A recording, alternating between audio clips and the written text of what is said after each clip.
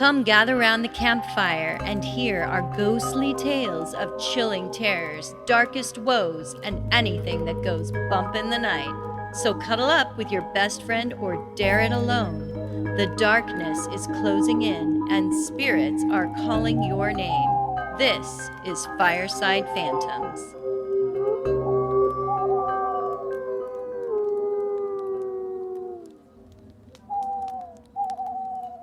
Tonight, Carol, I'm going to bedazzle you with stories about mummies. Woo! They're pretty fascinating, actually. And I actually found some kind of bizarre, interesting stories. First thing I wanted to really find out about mummies was how exactly are mummies made? I turned to my good friend, the internet, and I started looking around. And this is what I found out. Starting around 2600 BC and for about 2,000 years, the early Egyptians practiced the process of mummification. Some Egyptian priests were trained in embalming, anatomy, and special rituals that are performed when a body is mummified. Yay! These priests became the ones responsible for the mummification process. To begin the process, you have to get rid of all the parts of the body that will decompose and can cause the rest of the body to break down quickly. So they took out the internal organs, including the intestines, the stomach, the lungs, and the liver, and they would place them into special jars called canopic jars. These jars are made of materials like limestone or calcite, and the jar lids would have an animal or a human head on them. These jars would later be buried with the mummy in the tomb. Then the priests would remove the brain by using a hook-like device and shoving it up the nose of the person and pulling the brain tissue out one piece at a time. I heard this thing that the Egyptians thought the brain was useless. Yeah. So yeah. was not needed in the afterlife at all. Yes. Isn't that funny? And I'm going to get to what they did think was important here. So I'm glad that you added that little bit of trivia because it's true. You're welcome. Yes, it's great. They had to be very careful when they were removing the brain through the nose because they could disfigure the face of the mummy. Oh, no. So gross. One thing that the priests did leave inside the body was the heart, as they believed that the being or spirit of the person resided there, and it was their job to keep it protected. They also believed the intelligence of the person was in the heart.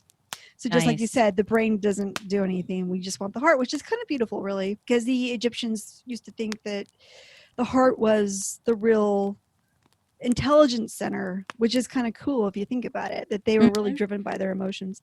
So after that part of the process was complete, the priest would then dry the body out so that all the fluids were gone. To achieve this, they placed the body in salt.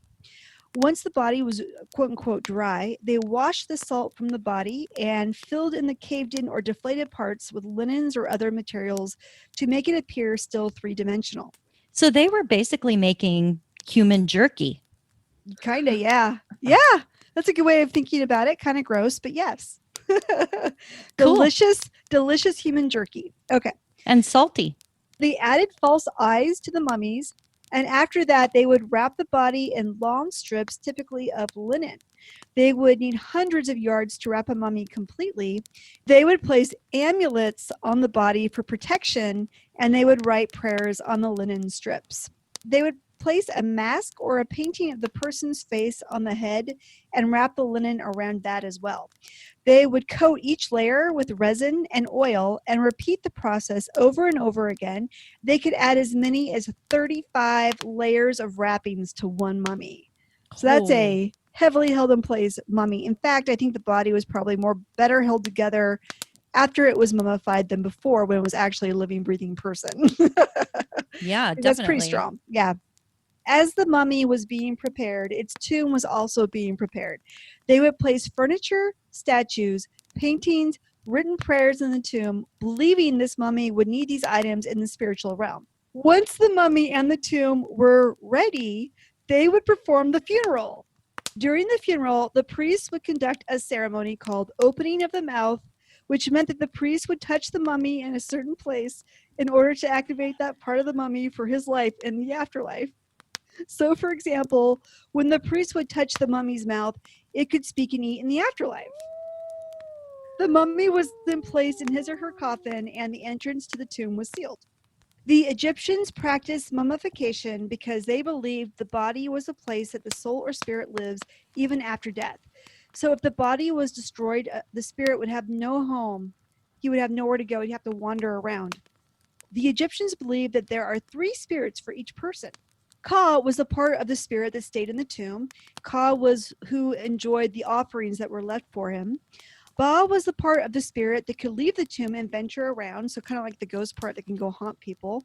And then Ak was the part of the person that would face judgment in the underworld and seek the afterlife. That would suck to be Ak. But wait, if he passes through judgment, he gets to go to heaven. It might be really cool to be Ak.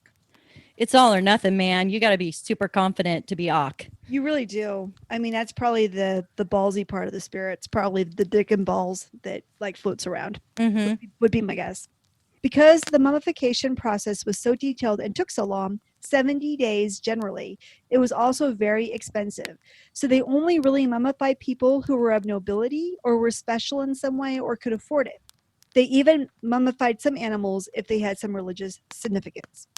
And didn't they, Holly, when like the pharaoh would die, bury all his servants with them alive in his tomb? Oh, I don't know. I didn't read that part, but maybe. Okay, I don't maybe know. that was just a nightmare I had.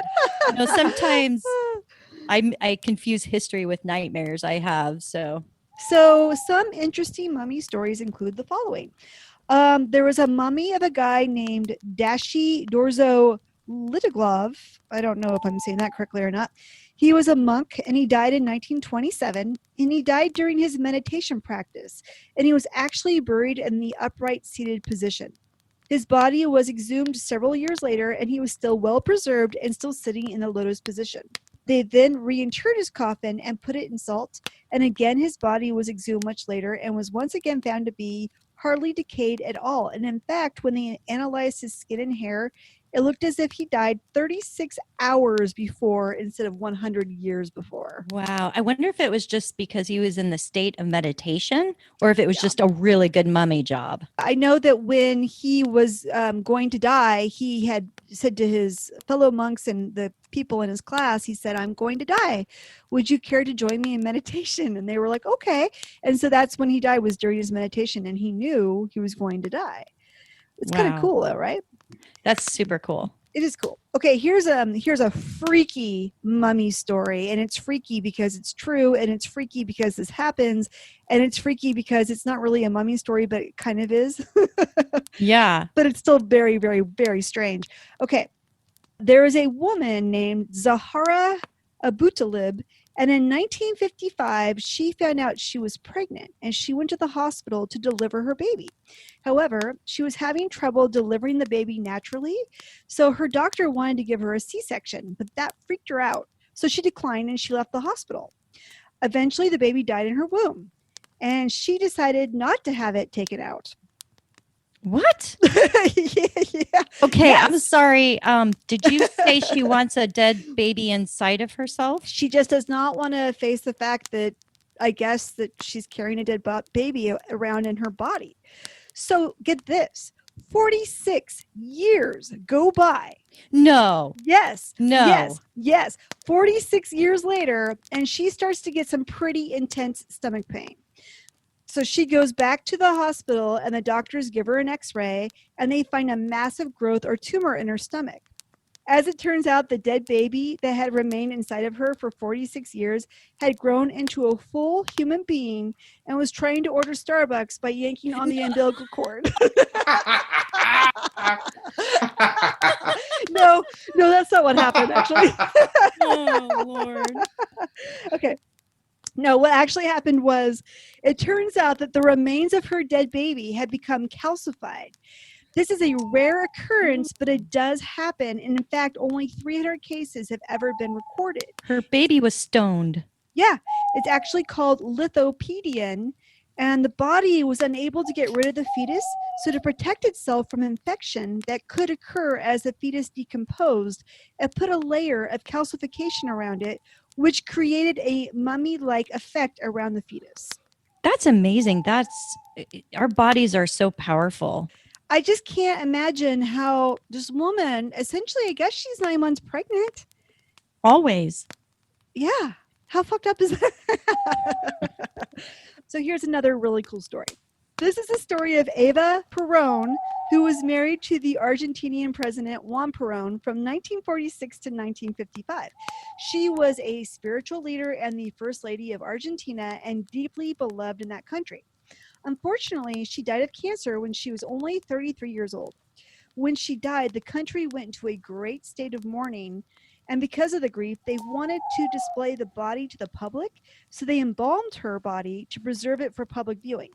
However, her husband was overthrown from power not long after, and Ava's body disappeared. She was not returned to him for almost 15 years. Once her corpse was finally returned to her husband, it had received postmortem injuries such as blunt force trauma to her face and feet, and she was missing a finger. So, yeah, she got... That was when she said, "F you for dropping me." However, because she was so well preserved, Juan Perón and his new wife Isabel kept her body in their home. They even propped her up at the kitchen table sometimes, or kept her in their dining room. What, And his new wife was okay Yes! with a mummified ex-wife the in the new house? wife was obsessed with her, and in fact, she said, or what I read was, the weirdest part was that Isabel would comb Evita's hair every day and even crawl into her coffin to lie beside her. She wanted to somehow receive some of Evita's magic, because she was so beloved, and thought lying next to her dead body would help her to get it. And it must have worked too, because Isabel became vice president to her husband when he was brought back into power. And when he passed away, she became the first female president in the Western Hemisphere. Go girl. That is messed up, though. You lay in that coffin, baby. Do it. Well, yeah, you're going to start a trend of coffin snuggling. Then, of course, I have to end my story on mummies with the most famous mummy of all, King Tut.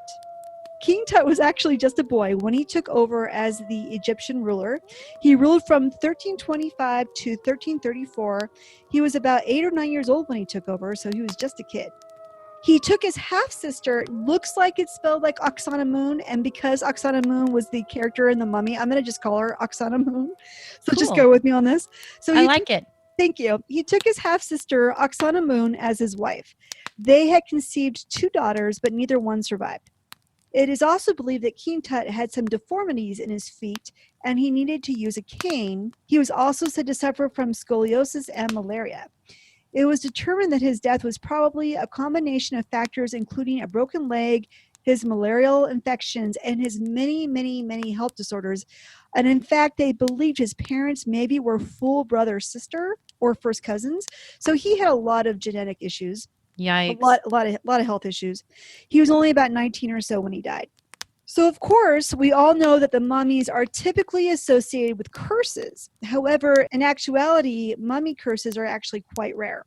They are usually discovered in private tombs and may say something like, "Cursed be those who disturb the rest of a pharaoh. They that shall break the seal of this tomb shall meet death by a disease that no doctor can diagnose." It is believed that the tomb of King Tut was cursed, as there were some interesting and unusual deaths connected to it once it was open. So here are just a couple of the deaths that happened.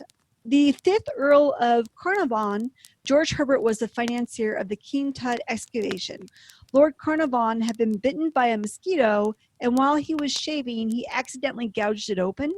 The wound became infected, and he died of blood poisoning soon after. Oh, God. So this started to sweep up a fever pitch about the curse of King Tut, because he died a few months after the tomb had been opened, and the press was already talking about a mummy curse.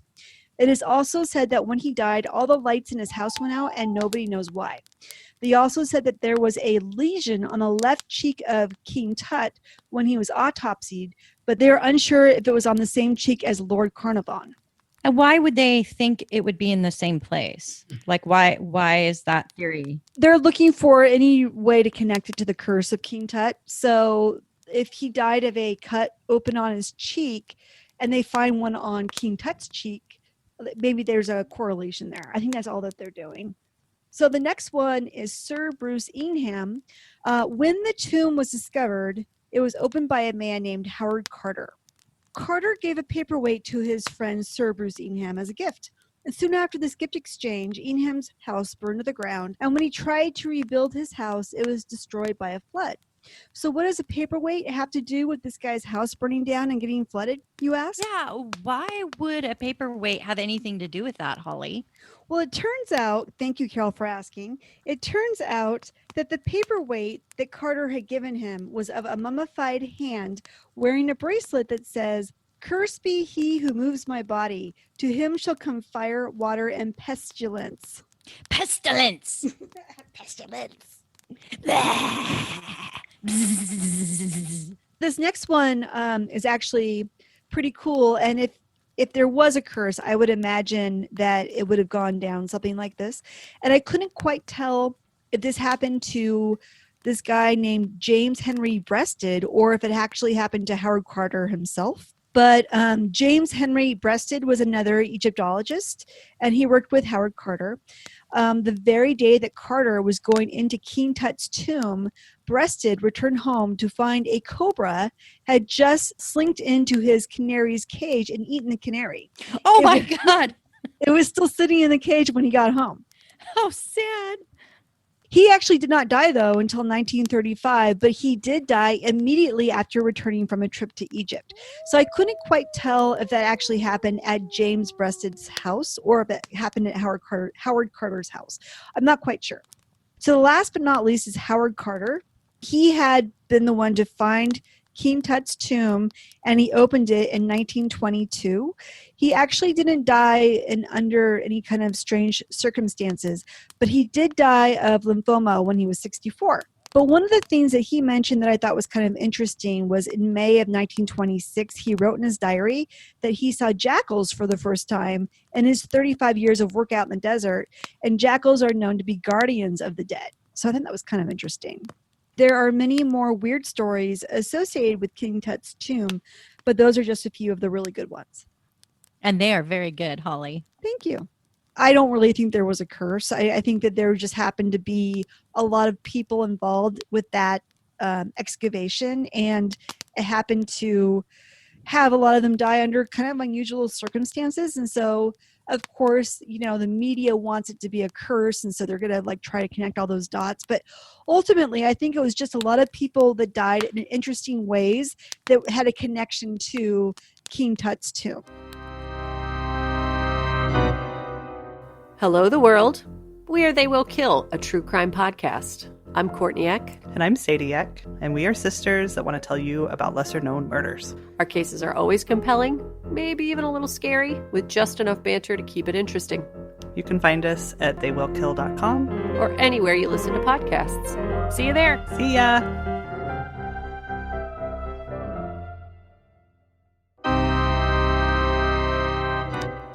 Every summer growing up, my family, we would take a vacation to Myrtle Beach, South Carolina. Okay, cool. And Why there? well, it just was a great beach. And there's this carnival across from our hotel that kept us kids entertained quite a bit. And there was all kinds of unique boutiques. And my favorite place to hang out, Ripley's Believe It or Not Museum, was just down the street. They used to have one of those in Lincoln City, but I think it closed down. Well, that's too bad. Yeah. Those were so cool. But Yeah. one of these boutiques would sell these grab bags. You remember those as a kid, and they would Sure. set various prices on them. Yes. And I loved getting a bag each day. And, you know, they were usually filled with cool toys, candy inside. But sometimes I'd get some amazing things. Like one time I remember a crystal geode and like an ivory set of dominoes.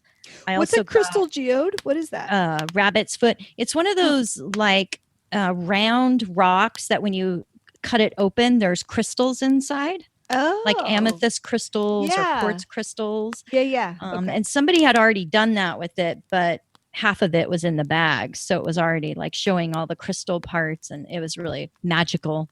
Cool. But anyway, so I got all nostalgic when I've been hearing about a fad where a lot of people are buying these so-called mystery boxes online. And then what they're doing is they're having fun filming the opening of them so everyone can see what's inside. Uh-huh. But unlike the mystery bags for kids, some have reported accidentally ordering from shady places and ending up with some pretty scandalous stuff like rusty tools with hair stuck to it, which might make you think of murder weapons, along with some valuable items that kind of seem stolen, like iPads, jewelry boxes with high value rings.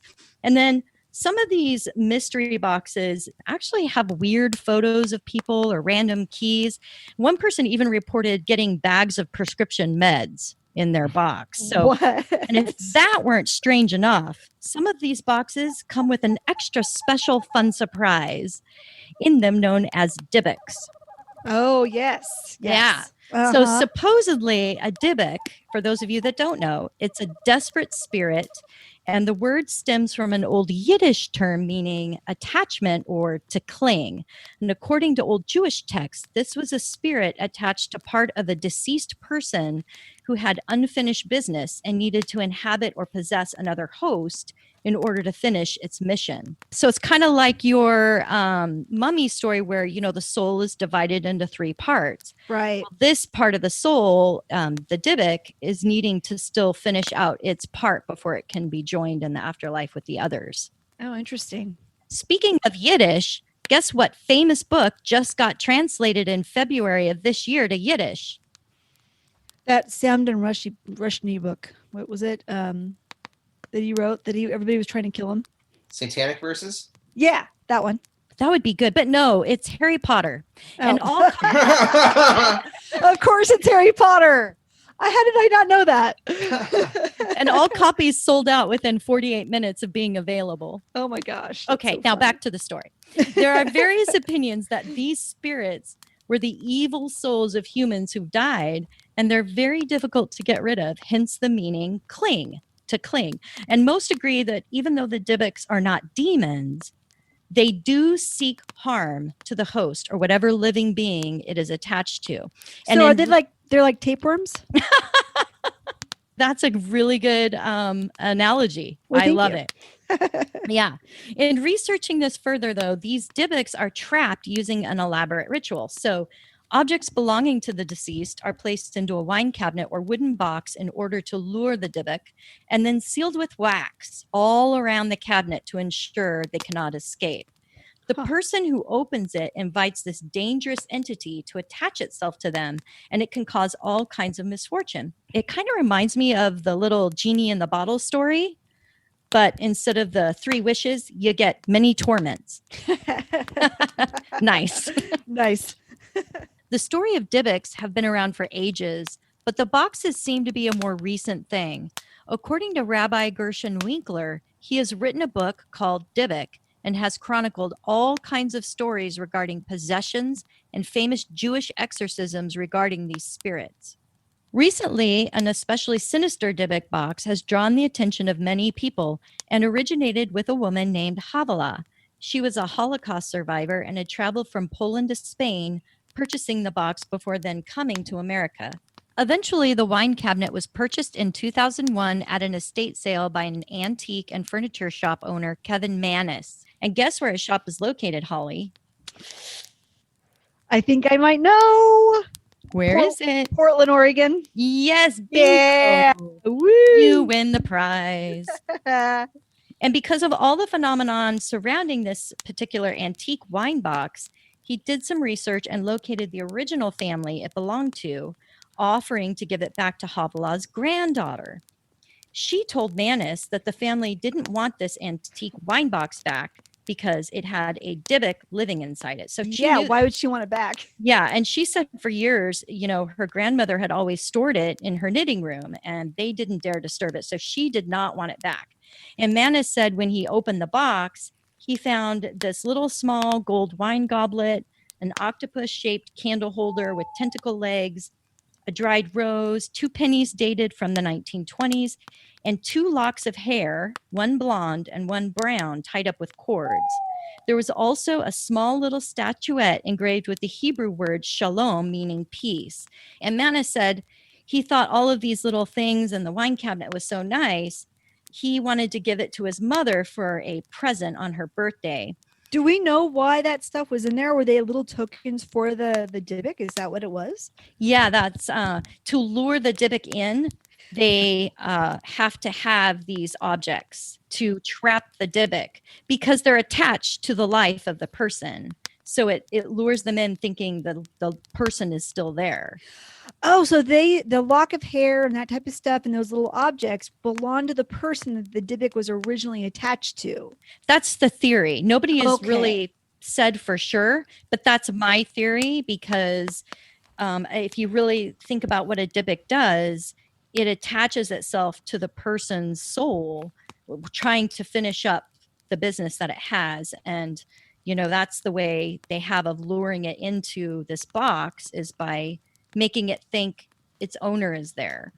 Manis said he thought his own mother suffered a stroke on her birthday when he gave her the box as a present. Oh, man. That's such a nice son. Giving your mother a haunted wine box.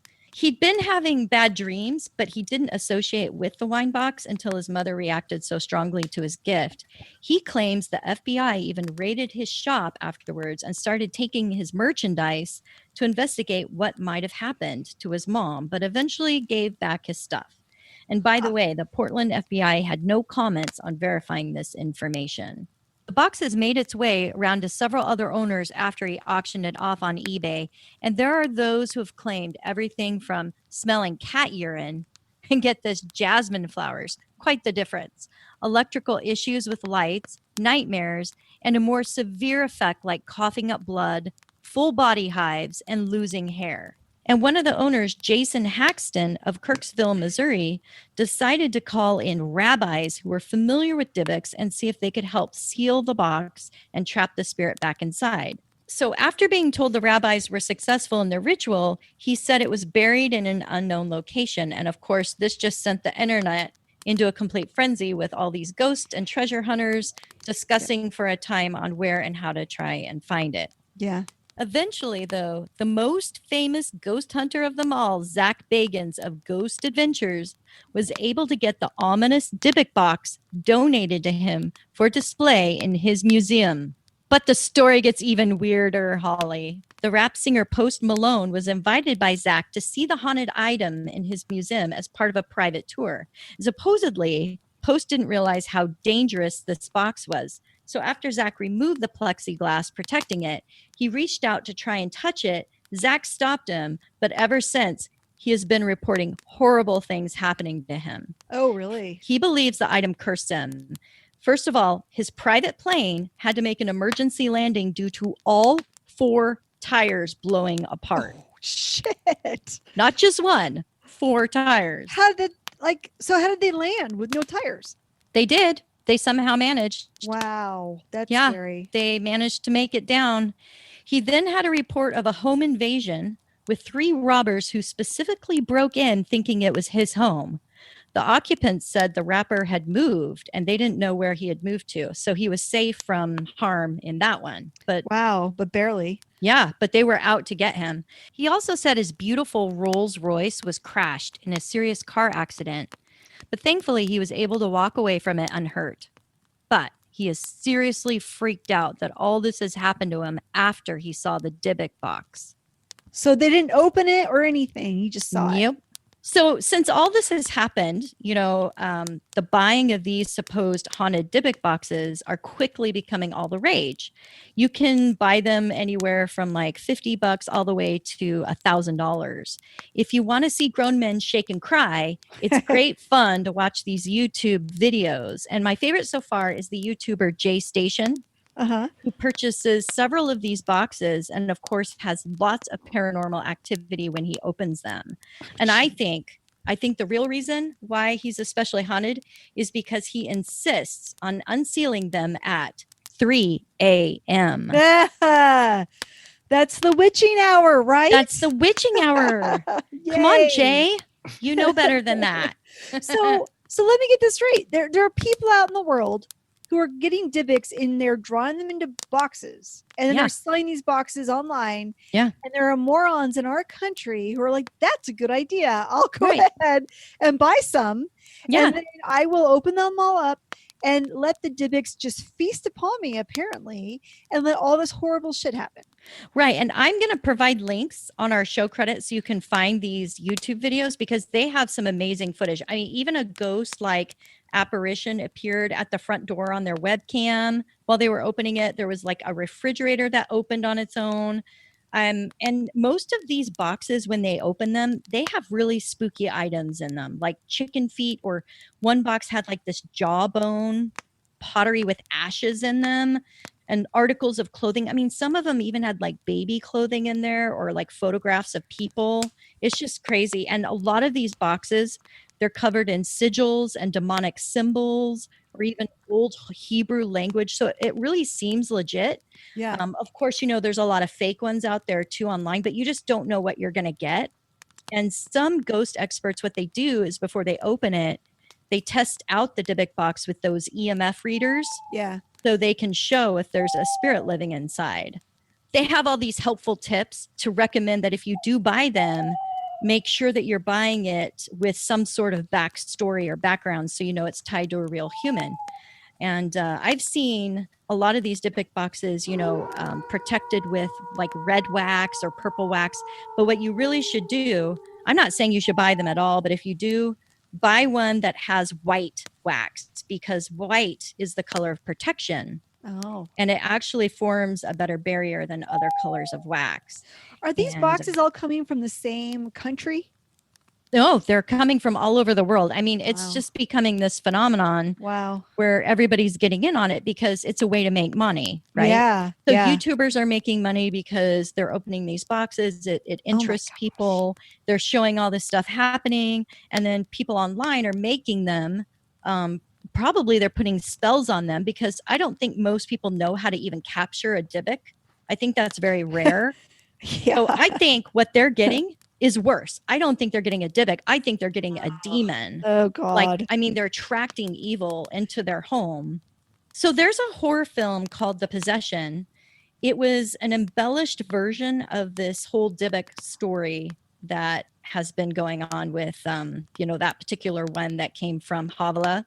Uh-huh. And it is said that during the filming, this huge storage warehouse where they keep all their props was burned down to the ground. So the whole cast got really scared. Yeah. Because when they were offered the box to be used as inspiration on the film, they were like, no way. We're not even we don't even want to see pictures of it. We want to like live after this movie. So they were just so freaked up. This is really messed up, Holly. Some have reported seeing now similar boxes in basements or attics left behind when they purchase a new home. Oh my God. Isn't that just cruel? That's just really fucked up. I guess I won't be buying a new house anytime soon because I do not want to have to find something like that. Way to leave a nice home warming gift for someone. Yeah. It's like, fuck you. Here's a Dybbuk. Goodbye. Yeah. Have fun with my new home. That's your new home. Thanks for talking me down under asking price. Here's a Dybbuk. Here's a Dybbuk box for you. So rude. Some buyers say, though, that the boxes have actually reversed their fortunes and brought misfortune on their enemies. Oh. Of course, these aren't reports coming from people who actually open the box, but at least have possessed one. And I'm thinking, I wonder if it works like a double negative. Like if your life is just going terrible and you get a Dybbuk box, the double negative reverses and now your life is just positive. Yeah, I know. I was wondering if there's ever been a Dybbuk that's brought somebody good luck, but it did. There's been reports that things turned around for the people. Yeah, when that happened. So interesting. So my advice is, if you want a paranormal surprise, just avoid the deep web. Go for a nice mystery box on Etsy. Keep it safe. Oh my gosh, that's so good, so scary.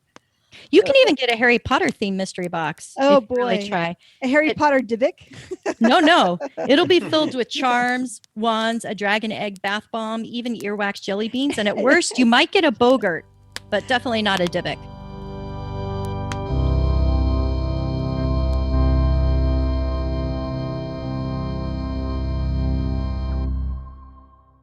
They would place amulets on the body for protection, and they would write prayers on the linen strips. Amulets or amulets? Yeah, I was going to say, amulets, I believe. Amulets.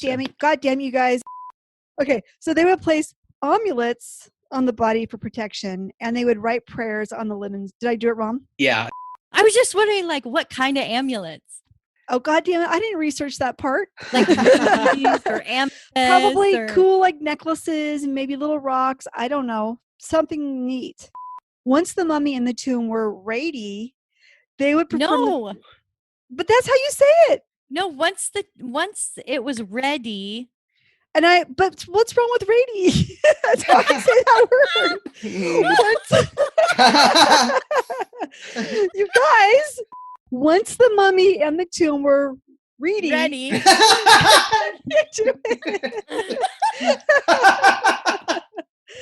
damn it. Once the mummy and the tomb were ready, they would perform the funeral. Awesome. Okay.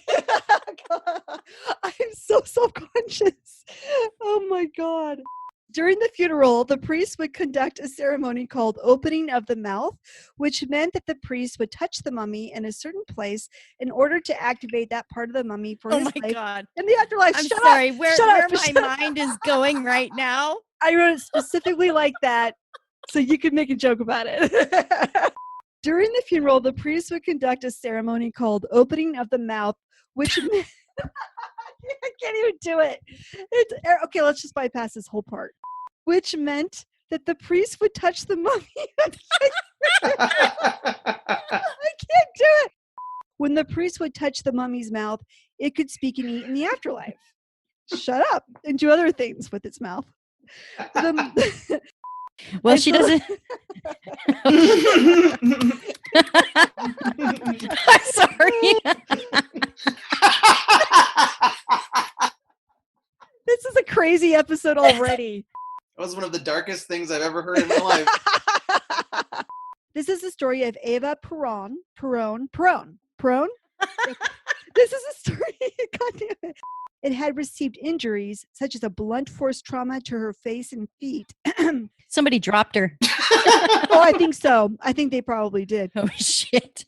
Carol, can you retake the line? I think you said museum a little oddly. I always say museum a little oddly. Yeah.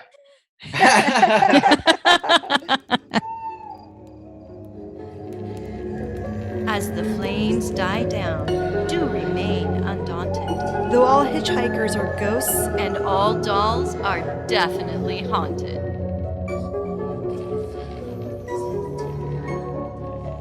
hey guys, be sure to follow us on Instagram. Our handle is @FiresidePhantoms. If you have a spooky story you would like to share with us, send it to firesidephantoms@gmail.com and you may hear it on a future episode.